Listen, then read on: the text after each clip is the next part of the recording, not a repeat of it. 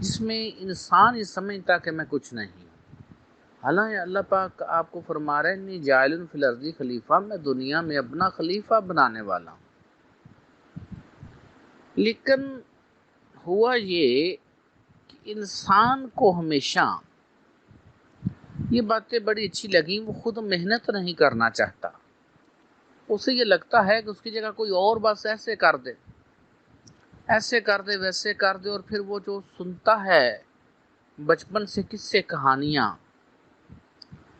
وہ انہی خیالات کو وہ آگے لے کر چلتا ہے، جو اس کے لیے پرابلم آتا ہے۔ تو پہلی جو لڑائی جو آپ کے ساتھ ہمہ وقت ہو رہی ہے، وہ آپ کو نیگیٹو خیالات کا آنا ہے۔ جب ہم مشق کرتے ہیں تو انرجی آپ کو محسوس بھی ہوتی ہے، لیکن آپ کا دل کرتا ہے کہ بس آنکھیں بند، تو فوراً تمام عالمین سے اوپر تیسری آنکھ کھل جائے، میں فوراً یہ دیکھ لوں، میں وہ دیکھ لوں، میں اس کو دیکھوں، میں اس کو دیکھوں۔ یہ بھی اسی کی طرح سے خیالات ہیں۔ تو جو پازیٹیو خیال ہوتے ہیں وہ بھی اپنی نوعیت رکھتے ہیں۔ تو یہ جو لڑائی ہوتی ہے پہلی شیطان کے ساتھ، یہ اندیکھی لڑائی ہے، خیالات کی یلغار ہے دونوں طرف سے، نیگیٹو اور پازیٹیو۔ پھر جب ہم آگے جاتے ہیں، جو روحانی تجربات ہوئے ہیں، اس میں روحانی طور پر یہ دیکھا گیا کہ آپ کی ایک دفعہ خواب میں بھی اس کے ساتھ لڑائی ہوتی ہے۔ اب وہ کپڑے کون سے پہنے ہوئے ہوتے ہیں، یہ کیسے محسوس ہوتے ہیں، تو اس میں ہم نہیں جائیں گے کیونکہ کسی کا دل نہ دکھے۔ تو اس کی شروع میں جو خواب میں لڑائی ہوتی ہے، وہ بالکل ایک شیطان کے ساتھ ہاتھا پائی کی کیفیت ہوتی ہے، اور اللہ پاک فضل کرتے ہیں یہ آپ سے ہار جاتا ہے، یہ پکی بات ہے۔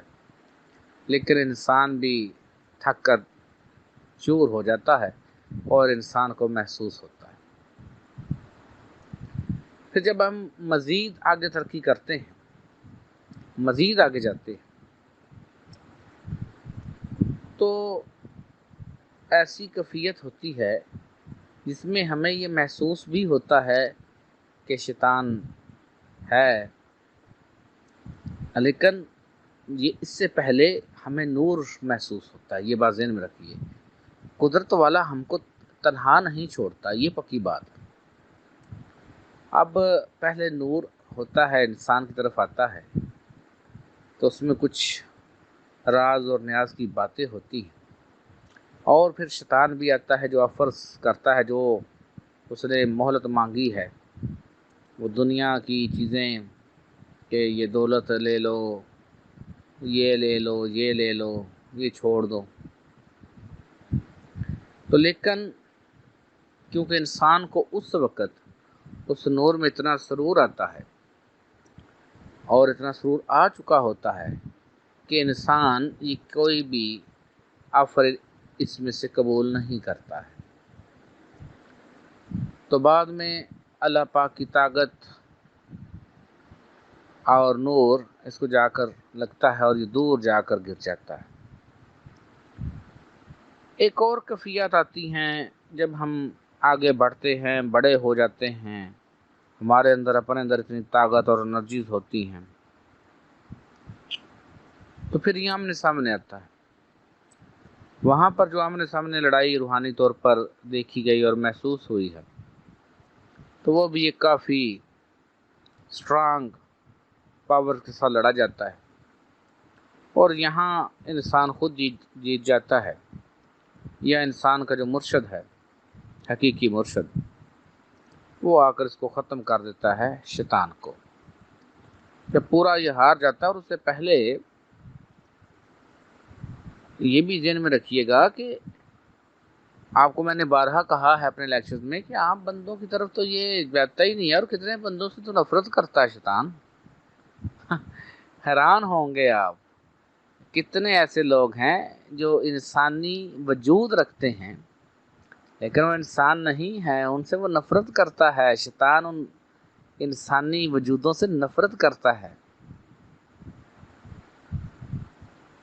تو جب کوئی انسان نیکی کی طرف آنا شروع کرتا ہے تو اس کو یہاں بھی گھنٹیاں بجنا شروع ہو جاتی ہیں، پرابلم آ جاتا ہے۔ پھر جیسے جیسے آپ ترقی کرتے ہیں ویسے ویسے ہی اس کی فورسز، نیگیٹو فورسز بڑھتی ہیں اور یہ لڑائی رہتی ہے۔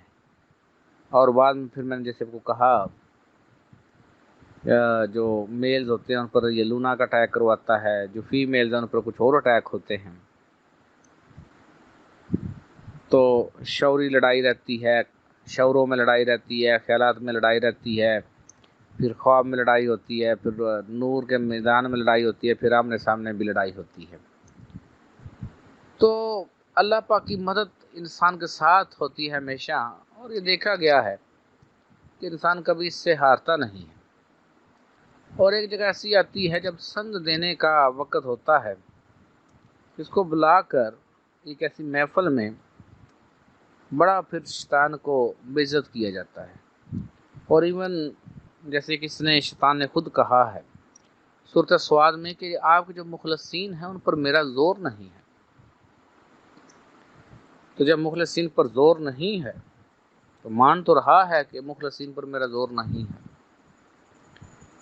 اس کو ایک لمحہ ایسا بھی آتا ہے کہ اس کو کان پکڑوا کر اس کو درے بھی لگوائے جاتے ہیں۔ یہ بھی روحانی طور پر بالکل دیکھا گیا ہے۔ امید ہے جو آپ کی سمجھ آ گئی ہوگی، نہیں سمجھ آئی تو دوبارہ پوچھ سکتے ہیں۔